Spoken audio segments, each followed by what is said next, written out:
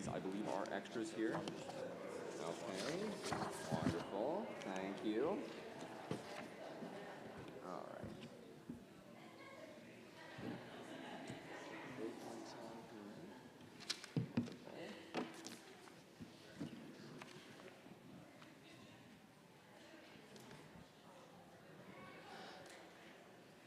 Good morning, brothers and sisters. Thank you so much for your patience as we've been getting things set up here. It is certainly a busy time in the life of the church, and appreciate the great showing this morning as we squeeze in an all-church meeting into this Advent season. I'd like to go ahead and call our meeting to order, and would like to open with a word of prayer. If you'd please join me. Gracious God, we thank you for this opportunity to gather here today, to talk about the life of the church and to look ahead to the coming year. God, as Pastor Don had eloquently prayed, we believe we have a good plan in place, and we just pray that our plan is your plan as well.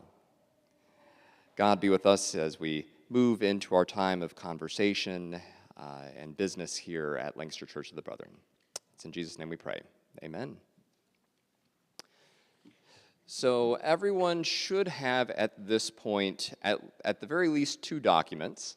I have Sue and Ken going through and passing out a third.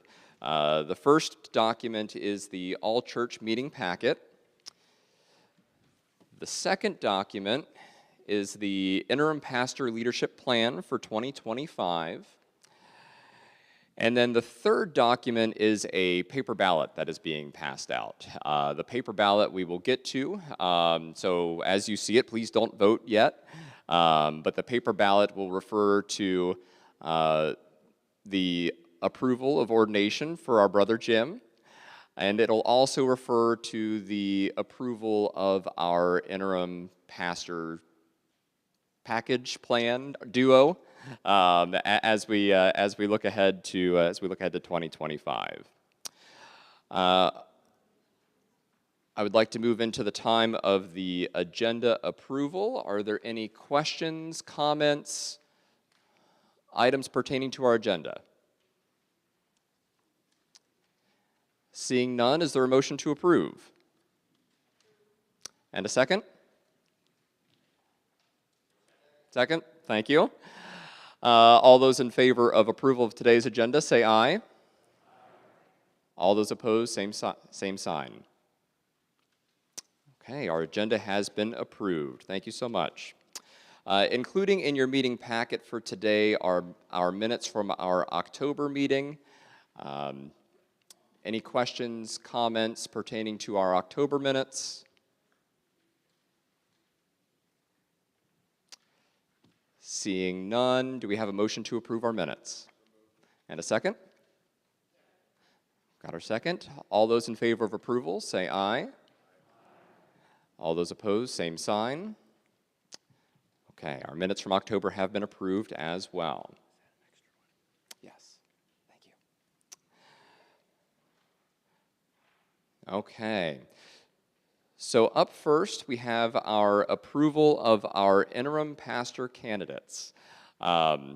News was, of course, shared, I believe that was about a week and a half ago now, regarding 2 individuals who are very familiar to our church, and we've been very excited as to how things have come together, and it's our honor to have Becky Fuchs and Nancy Hess here with us this morning. I would like to invite Board Chair Dave to come up front. Dave has been very instrumental in helping to facilitate this process, and I just want to express again my words of thanks to Dave, as he's been great through this, so thank you. Thank you, Josh. What I'd like to do is to just give the congregation a little bit of a background as to this process. We have a pastoral search committee that is seeking our next permanent pastor here at the church. We chose not to ask that committee to work on an interim pastor recommendation because we did not want them to slow down or take their eye off the ball in terms of moving their process on as swiftly as they could. Instead, the church board and personnel committee took on the role of finding a solution for our interim pastor. To that end, we sought the help of the district executive, who gave us some indication of persons who may be available. We suggested a couple of others who were checked into and determined their availability. Then we had the opportunity to have a conversation with Rebecca Fuchs, and then followed up also. The district executive made a call to Nancy Hess, and the way this developed was that I don't think either of the individuals were looking for a full-time, full-year interim role, but one made the call to the other and said, you know, we could do this together. And that's how it came about. And so I thought we asked for the Lord's guidance in many things, and we did in this as well. And are we smart enough then to accept it when it shows up in a package that we would not maybe have first thought of? And so I think in a year where we're looking at the challenge of having Pastor Don be called for denominational duty as the next moderator come July at the annual conference, to be able to have two individuals serving as our interim, part-time, admitted both, expectation of approximately 20 hours each week. It just gives so much more flexibility in our programming and planning for filling our pastoral needs. The proposal then is that these two individuals be called as our interims. Their qualifications, their resumes have been provided online and in the package if you have it. And the prorated budget, prorated compensation for each of these individuals fits within our budget plan of ministry for next year. In each case, it's prorated based on the scale of the denomination, which is the standard that our congregation has used. The plan would be to distribute the duties of the church, the requirements, the needs of the church, how we interact with our visits, how we interact with our preaching, our interaction and a relationship with the ministry teams that we have throughout the church, to distribute these with each of the individuals. And our first go at planning that has already taken place. As we met, we conversed, and we laid out a plan for assigning these duties to each. And so the proposal would be that we get started with these individuals at the beginning of the year, January 1, and that we move on through this year, through the next 12 months. Either the church or the interim pastors may give 30 days notice to the other that things that would not be able to continue. This would be important to the church if we were fortunate enough to have found our next pastor, and the circumstances may change for the individuals as well. But the plan at this point is a 12-month plan, about 20 hours per week, and we meet the needs of the congregation, along with Pastor Don continuing to do as much as he is doing now and as much as he is able to continue doing through the rest of the year as his responsibilities to the church, to the denomination change. I'd like to invite both Rebecca Fuchs and Nancy Hess to come forward at this time. While they're familiar to many of us, we can't take for granted that everyone would know these individuals, so we'd like you to come forward and have the opportunity just to say a few words of greeting to the congregation here. We want everyone to make sure they see that the face matches what's been published.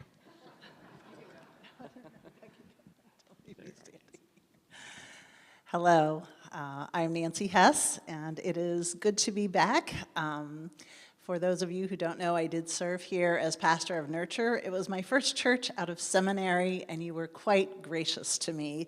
And I am forever grateful for the way that you took me in and helped me to grow and to learn and to explore my call in a very, very friendly and supportive setting. I left this place because we waited a long time to have children, and I knew without a full-time nanny that wasn't going to work with pastoral ministry, and so stepped away for a little bit and have done some other ministries in the meantime.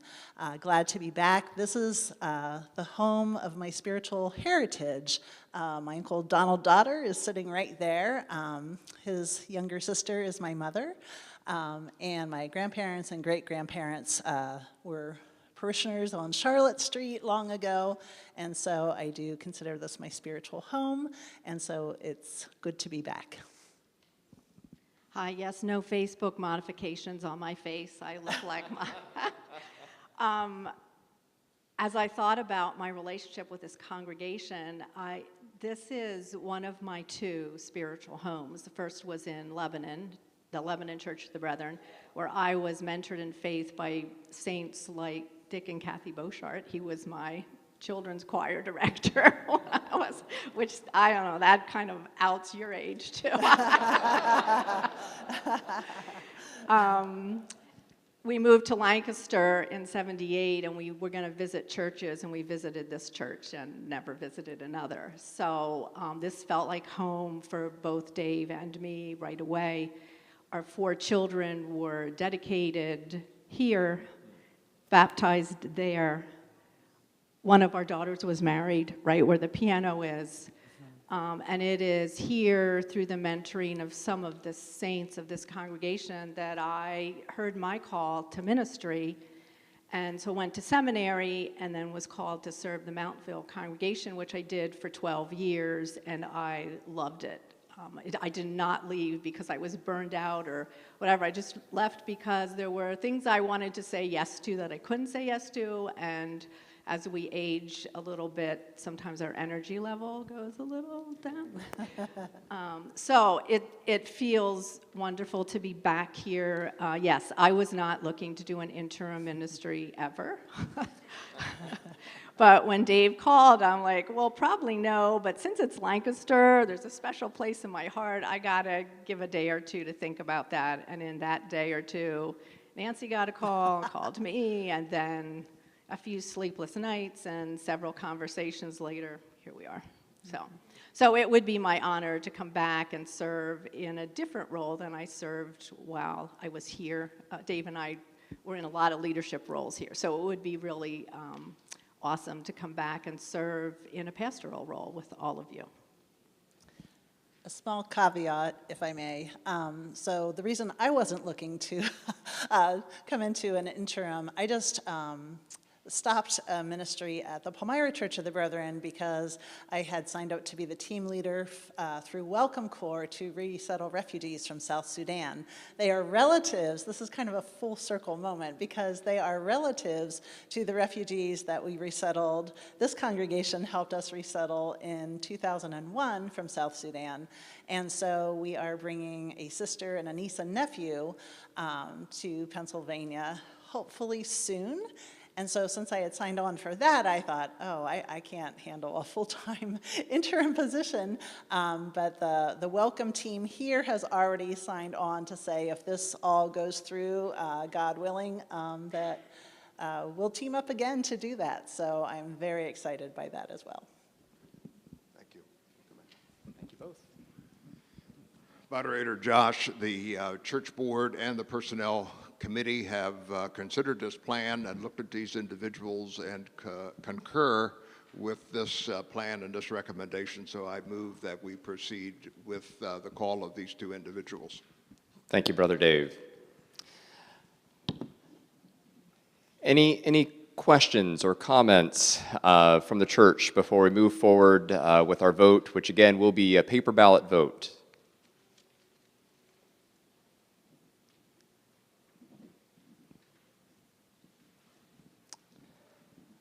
I'm not seeing anybody jump up and down ready for a question. So I will take that as the indicator. You should have your paper ballots in front of you. Is there anyone who is missing a paper ballot at this time? Seeing none, I would then invite you to move forward with completing the questionnaire about Becky and Nancy.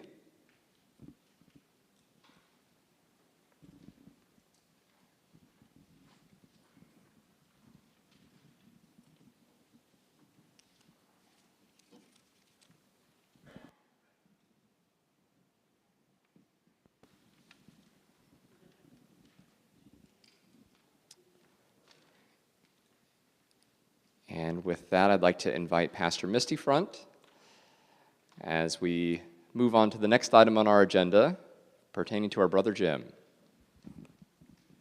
Thank you, Josh. Well, friends, all of you probably know Jim Bridgman, but did you know that he's 93 years old?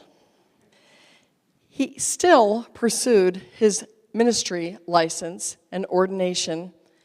He was recommended for ordination by our district ministry commission unanimously. He was recommended by the Atlantic Northeast District Board for ordination to ministry unanimously. Today it is our turn to set apart ministry with our votes. He is the oldest person ever ordained in the history of our denomination. Or at least he's the oldest on record. There was a time when accurate records were not kept, but I'm still going with who would have done this but Jim Bridgman. In fact, Jim was licensed to the ministry when he was 82, and he began working toward ordination through the ACTS program, Academy Certified Training through the Susquehanna Valley Ministry Center. Along the way, his wife of 64 years became ill. Many of you know and remember Doris. So Jim took a hiatus from his studies to care for her, but his call toward ordination was renewed after she passed away. He has completed ordination requirements, including a lifetime of experience in the church with his family and his co-workers and ministering to God's people. When asked if ministry will become more of a challenge because of his age and his need for the assistance of a walker, Jim said, "The longer I keep going, the longer I keep going. As soon as I stop trying, I will not be able anymore. But God calls me to keep moving." Jim senses his call as one of visitation ministry, which he will do as a volunteer clergyman at Calvary Homes, where he lives once he is ordained.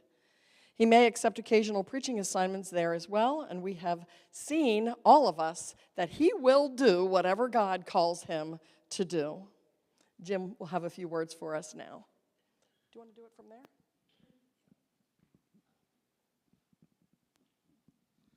Thank you very much. Quite some time ago, and I do not have a record of how long ago it was been, I was in this situation for licensing for minister. And this church has stood behind me the whole way, and I appreciate it. Without you people here, this would never have happened. So thank you very much. I appreciate all the help you've been along the way. And people have been very kind. I learned to have to accept some help with the use of a walker, but oh well. Maybe I can help someone else do something else. I don't know what it is, but I have been greatly blessed by this church. Thank you very much. Brother Josh, I would like for us as a congregation to affirm the Atlantic Northeast District Ministry Commission and Board's call to Jim Bridgman to be ordained to set apart ministry. Thank you, sister. And thank you, Brother Jim, as well. So again, I would invite you to refer to the paper ballots. And down at the bottom of the paper ballot, there is ordination of licensed minister for Brother Jim Bridgman. I would invite you to go ahead and complete that question now.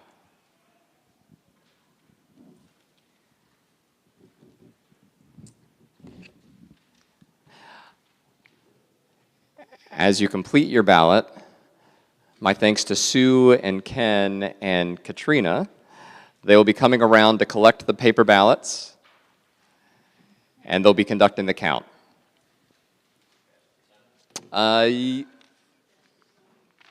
go ahead and pass to the center. I know Ken and Sue are going around here, but let's go ahead and pass to the center. Yep. Thank you.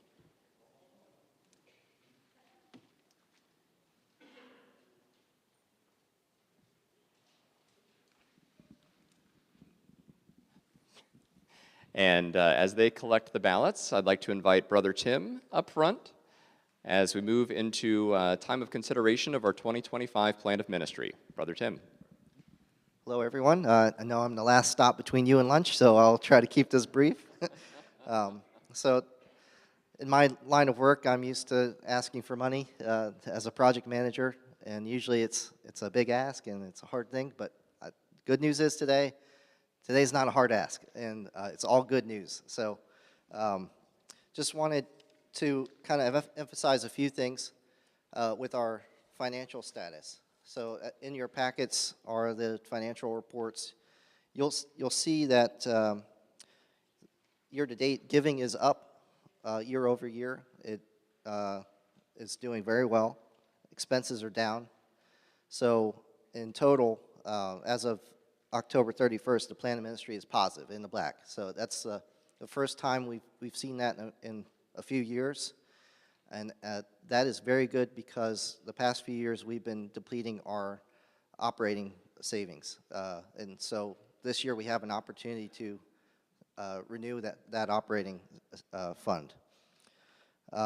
Also, to date, we have received pledges or donations towards the capital campaign, maintaining and sustaining campaign of $328,000 out of the $350,000 goal. So we are very near to closing that out, and I would encourage everyone, if you are able to, let's go ahead and get it done. Let's fulfill that goal. I'm happy to report that the Atlantic Northeast District also awarded $10,000 to our congregation towards that maintaining and sustaining capital campaign.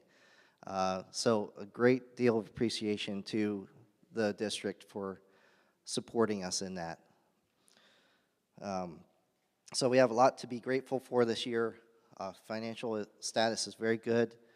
And what's more important is we're supporting each other through that. The district is supporting us, we're supporting them, and we're supporting each other as a church, and I just wanted to highlight that.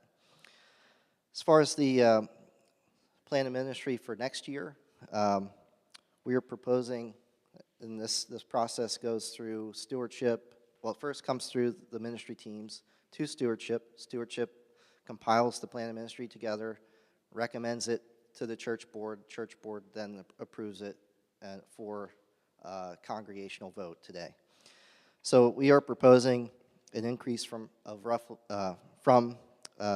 last year's budget of roughly $817,000 to roughly $835,000. That's about a 2% increase, which is coincidentally roughly the same as what the federal government is giving for a cost of living adjustment for next year. It's just coincidental that way. But it's a good metric to look at too. Current giving can support that increase. Between July of last year and June of this year, we have received a total of over $860,000 towards income towards a plan of ministry.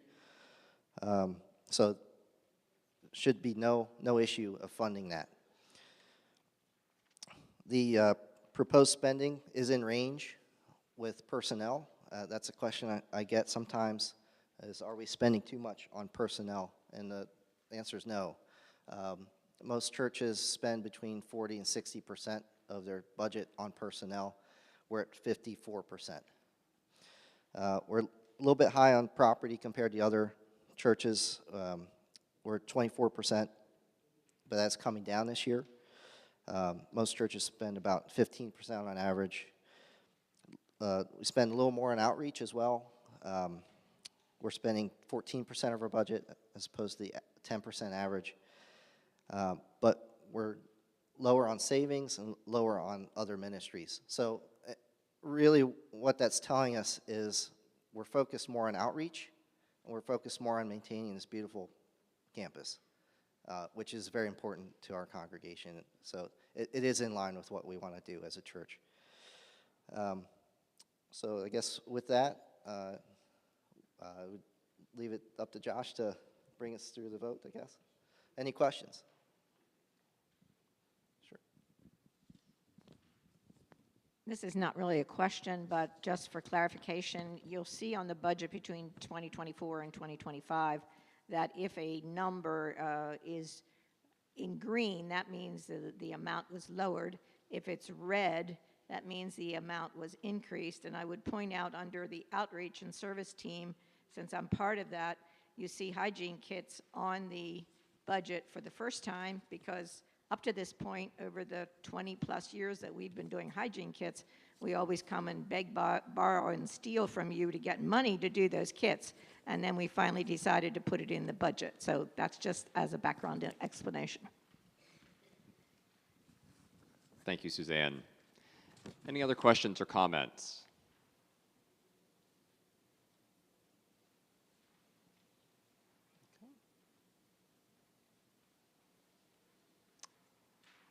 Seeing none at this point in time, then we'll move into our time of vote. We will do our vote for the plan of ministry with a show of hands. All those in favor of approval of our plan of ministry for 2025, please raise your hand. Thank you. All those opposed, same sign. Then our plan of ministry for 2025 has been approved. Thank you, church. Thank you, Tim and the stewardship team as well for all of your hard work on that.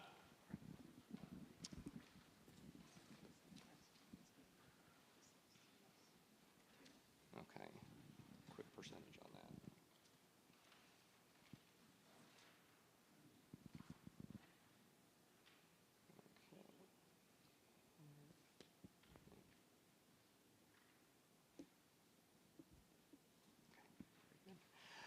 Okay, so we have our results in. I am pleased to say that for our proposed plan for our interim pastors for the coming year, we had an overwhelming yes vote. It was 87 yeses with one person abstained. So thank you both very much. We're very excited for the coming year and for your willingness to say yes to leading our church.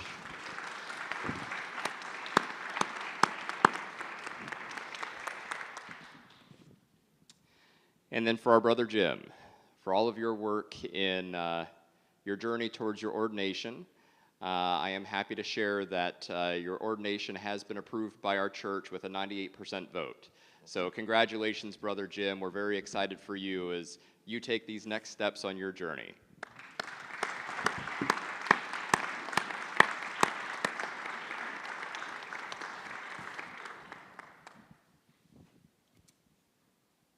Brother Dave, anything else to add here?